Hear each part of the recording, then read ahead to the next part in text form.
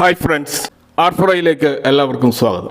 ഇന്നലെ ഉണ്ടായ week global quiz കാരണം വലിയ തകർച്ചയോടെയാണ് ഇന്ന് ഇന്ത്യൻ മാർക്കറ്റ് ഓപ്പൺ ചെയ്തത്. എന്നാൽ പിന്നീട് ശക്തമായൊരു തിരിച്ചുവരവ് നടത്തി ഒരു ഫ്ലാറ്റ് ആയിട്ടാണ് ഇന്നത്തെ ട്രേഡിംഗ് സെഷൻ അവസാനിച്ചത്. അപ്പോൾ മാർക്കറ്റിൻ്റെ ഒരു വളറ്റിലിറ്റി സൂചിപ്പിക്കുന്ന ഇന്ത്യ വിക്സ് ഇന്ന് 15 ലെവലിലേക്ക് താഴ്ന്നതായിട്ട് കാണാം. അപ്പോൾ മാർക്കറ്റ് കഴിഞ്ഞ ദിവസങ്ങളിലൊക്കെ ഉണ്ടായിട്ടുള്ള ആ ഒരു ഹൈ വളറ്റിലിറ്റിയിൽ നിന്നും കുറച്ച് ശാന്തമാകുന്നതിൻ്റെ ഒരു സൂചനയാണിത്. അപ്പോൾ ഇന്നത്തെ മാർക്കറ്റിൽ തുടക്കത്തിലുണ്ടായിട്ടുള്ള ആ ഒരു നെഗറ്റീവ് സെൻറ്റിമെൻറ്റ്സിൽ നിന്നും ഒരു റിക്കവറി ഉണ്ടാവാനുള്ള ഒരു കാരണമായിട്ട് കാണുന്നത് നിലവിൽ വഷളായിക്കൊണ്ടിരിക്കുന്ന ആ ഒരു ജിയോ പൊളിറ്റിക്കൽ ടെൻഷൻ കുറച്ച് കൂൾ ഡൗൺ ആവുന്നത് കൊണ്ടാണ്. അമേരിക്കയുടെ മധ്യസ്ഥതയിൽ വാഷിംഗ്ടണിൽ നടന്ന നിർണായകമായിട്ടുള്ള ഒരു ചർച്ചയ്ക്കൊടുവിൽ ഇസ്രായേലും ലബനോനും തമ്മിലുള്ള സംഘർഷം, അപ്പോൾ അവിടെ നിലവിലുള്ള വെടിനിർത്തലിനെ ഒന്ന് പുതുക്കാൻ രണ്ട് രാജ്യങ്ങൾ സമ്മതിച്ചിരിക്കുകയാണ്. അപ്പോൾ കഴിഞ്ഞ ആഴ്ചകളിൽ നിലനിന്ന ആ ഒരു യുദ്ധസമാനമായിട്ടുള്ള ആ ഒരു അന്തരീക്ഷത്തിന് ഒരു താൽക്കാലികമായിട്ടുള്ള ഒരു ശമനം നൽകുന്നതാണ് ഈ ഒരു പുതിയ നീക്കം. അപ്പോൾ ഈ നിലവിലുള്ള ഈ ഒരു സംഘർഷം ഗ്ലോബൽ ക്രൂഡ് ഓയിൽ മാർക്കറ്റിനെ വളരെ മോശമായിട്ട് ബാധിച്ചുകൊണ്ടിരിക്കുന്ന ആ ഒരു സാഹചര്യത്തിലാണ്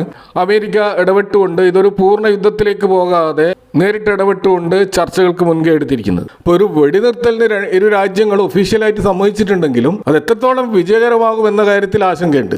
കാരണം ഹിസ്ബുള്ളക്ക് വേണ്ടിയിട്ട് ലബനോൺ ഗവൺമെൻറ്റാണ് കരാറിൽ ഒപ്പുവെച്ചിരിക്കുന്നത്. എന്നാൽ ലബനോൺ മിലിറ്ററിയേക്കാൾ വളരെയധികം സ്ട്രോങ് ആണ് ഹിസ്ബുള്ളയുടെ മിലിറ്ററി. അതുകൊണ്ട് തന്നെ ലബനോണിൻ്റെ നിർദ്ദേശങ്ങൾ ഹിസ്ബുള്ള എത്രത്തോളം പൂർണ്ണമായിട്ട് പാലിക്കുമെന്ന് നമ്മൾ കണ്ടു തന്നെ അറിയേണ്ട കാര്യമാണ്. എങ്കിൽ പോലും താൽക്കാലികമായിട്ടുള്ള ഒരു വെടിനിർത്തൽ ഉണ്ടായി എന്ന് നമുക്ക് ആശ്വസിക്കാം. അപ്പോൾ അതിൻ്റെ അടിസ്ഥാനത്തിൽ ഒരു റിക്കവറി ഇന്ന് നമ്മുടെ ഇന്ത്യൻ മാർക്കറ്റിൽ ആഫ്റ്റർനൂൺ സെഷനിൽ കാണാൻ കഴിഞ്ഞു. അതുപോലെ തന്നെ ഇന്നലെ ബ്രന്റ് ക്രൂഡ് 98 എന്നുള്ള ആ ഒരു കഴിഞ്ഞ വീക്കിൽ ഏറ്റവും ഉയർന്ന ലെവലിൽ എത്തിയിരുന്നു. എന്നാൽ ആ ലെവലിൽ നിന്ന് ഇപ്പോൾ താഴത്തേക്ക് വന്നിട്ട് 96 ലെവലിൽ അത് നിൽക്കുന്നതായിട്ട് കാണാം. അതുപോലെ ഇന്നലെ നമ്മൾ കണ്ടതാണ് ട്രംപ് ഭരണകൂടം ഇന്ത്യ ഉൾപ്പെടെയുള്ള പല രാജ്യങ്ങൾക്കുമേൽ 12.5% ഒരു അഡീഷണൽ താരിഫ് പ്രഖ്യാപിച്ചിരുന്നു. അപ്പോൾ അത് ഇന്നത്തെ മാർക്കറ്റിൽ വലിയൊരു തകർച്ച ഉണ്ടാക്കുമെന്ന് പ്രതീക്ഷിച്ചിരുന്നു. ഏർലി മോർണിംഗ് ട്രേഡിൽ 123 പോയിന്റ് ഗ്യാപ് ഡൗൺ ആയിട്ടാണ് നിഫ്റ്റി 50 ഓപ്പൺ ചെയ്തത്. എന്നാൽ അതാണ് പിന്നീട് റിക്കവർ ചെയ്തിരിക്കുന്നത് നമുക്ക് കാണാം. ഇപ്പോൾ യുണൈറ്റഡ് സ്റ്റേറ്റ്സിൻ്റെ ട്രേഡ് റെപ്രസെൻറ്റേറ്റീവ് പുറത്തുവിട്ട ഈ ഒരു താരിഫ് ഒരു പ്രപ്പോസൽ മാത്രമായിരുന്നു. അപ്പോൾ ഇത് പൊതുജനങ്ങളുടെയും വിവിധ രാജ്യങ്ങളുടെയും അഭിപ്രായങ്ങൾ അറിഞ്ഞ ശേഷമേ നടപ്പിലാക്കൂ എന്ന് അതിൽ പറയുന്നുണ്ട്.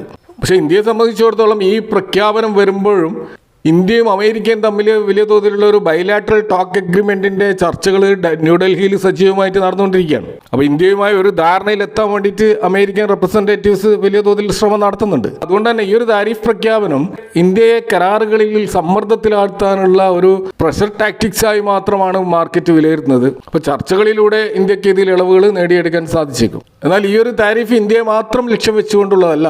ചൈന, ജപ്പാൻ, UK, ബ്രസീൽ തുടങ്ങിയ 54ലധികം രാജ്യങ്ങളുടെ മേൽ ഈ ഒരു താരിഫ് നിർദ്ദേശിക്കപ്പെട്ടിട്ടുണ്ട്. ഇന്ത്യയിലെ എക്സ്പോർട്ടേഴ്സിനെ മാത്രം ബാധിക്കുന്ന ഒരു പ്രശ്നമല്ലാത്തതിനാൽ ഇന്ത്യൻ മാർക്കറ്റ് ഇതിനോട് വലിയ പരിഭ്രാന്തി ഇന്ന് കാണിച്ചിട്ടില്ല എന്ന് നമുക്ക് വ്യക്തമായി. ഇത് കൂടാതെ തന്നെ ഇതിൻ്റെ നിയമസാധുതയും തീർച്ചയായിട്ടും ചോദ്യം ചെയ്യപ്പെടും. കാരണം ഇപ്പോൾ അമേരിക്ക കൊണ്ടുവന്ന റെസിപ്രോക്കൽ താരിഫ് അമേരിക്കൻ സുപ്രീം കോടതിയും ട്രേഡ് കോടതിയും ഒക്കെ നിയമവിരുദ്ധമാണെന്ന് കാണിച്ച് അത് റദ്ദാക്കിയിരുന്നു.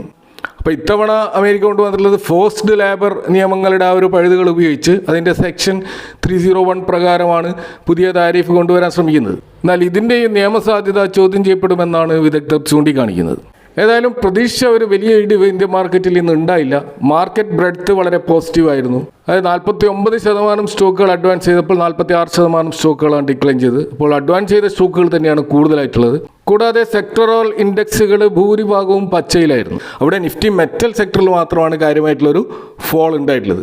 കൂടാതെ IT, സിമെൻറ്റ് സെക്ടർ, അതുപോലെ കെമിക്കൽ, ഇവിടെയൊക്കെ ഒരു ഫ്ലാറ്റ് നെഗറ്റീവ് ക്ലോസിംഗ് മാത്രമാണ് ഉണ്ടായിട്ടുള്ളത്. അപ്പോൾ അതുകൊണ്ട് തന്നെ ഇന്നത്തെ മാർക്കറ്റ് റേഞ്ച് ബൗണ്ടായിട്ട് ഫ്ലാറ്റ് ക്ലോസിംഗ് നൽകിയത് തീർച്ചയായിട്ടും ഇൻവെസ്റ്റേഴ്സിന് ഒരു ആശ്വാസം നൽകിയ ഒരു കാര്യമാണ്. ഇന്ന് നമ്മൾ ഇന്ത്യയിലെ ഒരു ലീഡിംഗ് ബ്രോക്കറേജ് ആയിട്ടുള്ള കൊട്ടാക് ഇൻസ്റ്റിറ്റ്യൂഷണൽ ഇക്വിറ്റീസ് അവർ പുറത്തുവിട്ട ഒരു റിപ്പോർട്ടിൻ്റെ അടിസ്ഥാനത്തിൽ ഇന്ത്യൻ പവർ യൂട്ടിലിറ്റി സ്റ്റോക്കുകളിലുള്ള ആ ഒരു ടാർഗറ്റ് അവർ ചേഞ്ച് ചെയ്തിട്ടുണ്ടെങ്കിലും ഈ ഒരു സെക്ടറിനെ കുറിച്ച് വലിയ ആശങ്കയാണ് അവർ പങ്കുവച്ചിട്ടുള്ളത്. ഇപ്പോൾ അവിടെ പല സ്റ്റോക്കുകളിലും ഈ ബ്രോക്കറേജ് കൊടുത്തിട്ടുള്ള ടാർഗറ്റ് നമ്മൾ നോക്കുകയാണെങ്കിൽ NTPCയുടെ പഴയ ടാർഗറ്റ് 300 ആയിരുന്നു. അതിപ്പോൾ 335 എന്ന ടാർഗറ്റാണ് നിശ്ചയിച്ചിരിക്കുന്നത്. എന്നാൽ ഇപ്പോൾ NTPC ട്രേഡ് ചെയ്യുന്നത് ആ ടാർഗറ്റിനേക്കാൾ മുകളിലാണ്, 367 എന്ന ലെവലിലാണ് ട്രേഡ് ചെയ്യുന്നത്. ഇതേപോലെ തന്നെ ടാറ്റ പവർ അവിടെ 290 നിന്ന് 310 എന്നുള്ള ടാർഗറ്റ് അവർ നിശ്ചയിച്ചിരുന്നു. പക്ഷേ ഇപ്പോൾ ടാറ്റ പവർ ട്രേഡ് ചെയ്യുന്നത് 411 എന്ന പ്രൈസിലാണ്. ഇതേപോലെ പവർ ഗ്രിഡ് നോക്കുകയാണെങ്കിൽ 280 എന്ന ടാർഗറ്റ് ആയിരുന്നു അവർ മുമ്പ് നിശ്ചയിച്ചത്. അത് 295 ഉയർത്തിയിരുന്നു. പക്ഷേ ഇപ്പോൾ അത് ട്രേഡ് ചെയ്യുന്നത് 285 എന്ന പ്രൈസ് റേഞ്ചിലാണ്. അവരുടെ ആ ഒരു പഴയ ടാർഗറ്റ് ഓൾറെഡി ക്രോസ് ചെയ്തിട്ടുണ്ട്.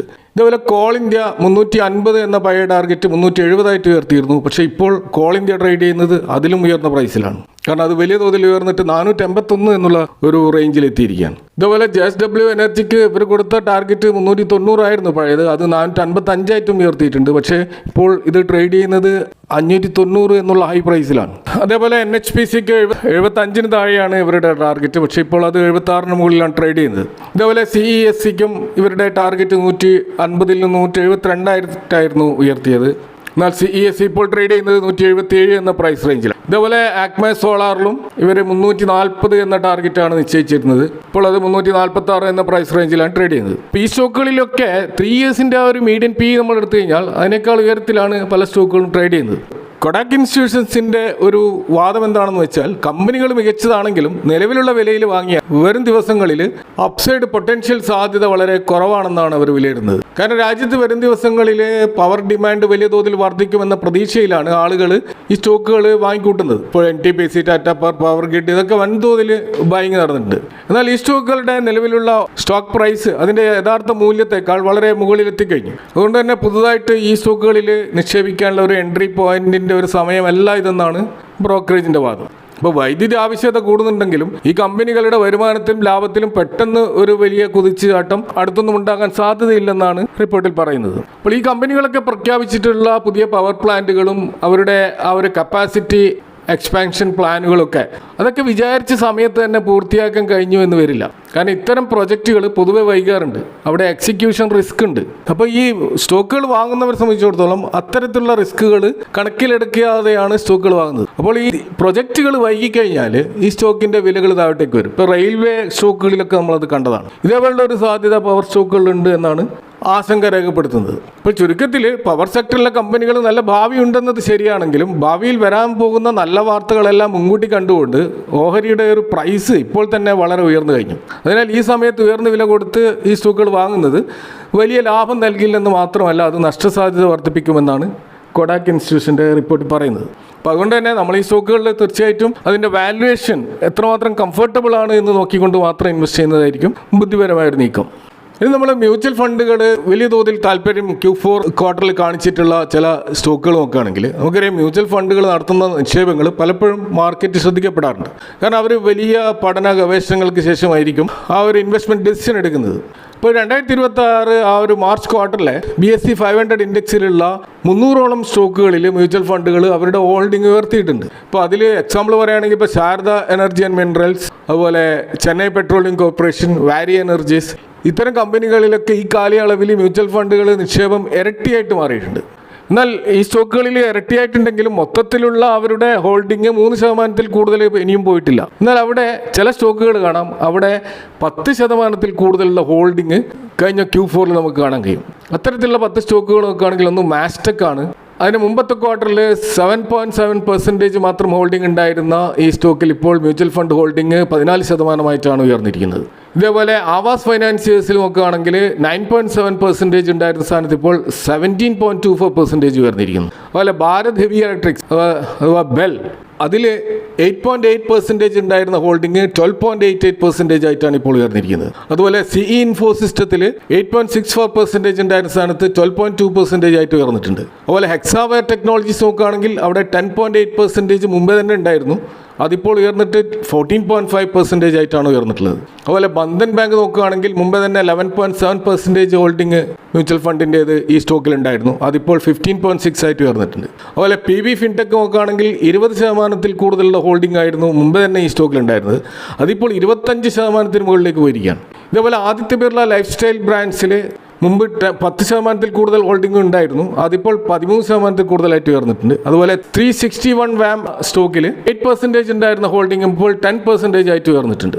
അതുപോലെ 5 സ്റ്റാർ ബിസിനസ് ഫിനാൻസിൽ 10% ഉണ്ടായ ഹോൾഡിംഗ് 13% ആയിട്ടും ഉയർന്നതായിട്ട് കാണാം. അപ്പോൾ ഇത്തരത്തിൽ 10% കൂടുതലുള്ള വലിയ ഹോൾഡിംഗ് ഈ സ്റ്റോക്കുകളിലൊക്കെ ഉണ്ടെങ്കിലും ഈ 10 സ്റ്റോക്കുകളിൽ ഭാരത് ഹെവി ഇലക്ട്രിക്കൽസും അതുപോലെ തന്നെ ബന്ധൻ ബാങ്കും 40%-ലധികം റിട്ടേൺ ഓൾറെഡി നൽകിയിട്ടുണ്ട്.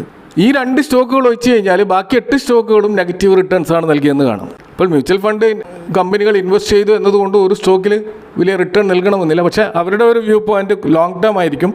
ഏതായാലും ഈ സ്റ്റോക്കുകളൊക്കെ റിക്കവറി സാധ്യതയുണ്ട് എന്നുള്ള അടിസ്ഥാനത്തിലായിരിക്കും അവർ ആഡ് ചെയ്തിട്ടുണ്ടാവുക.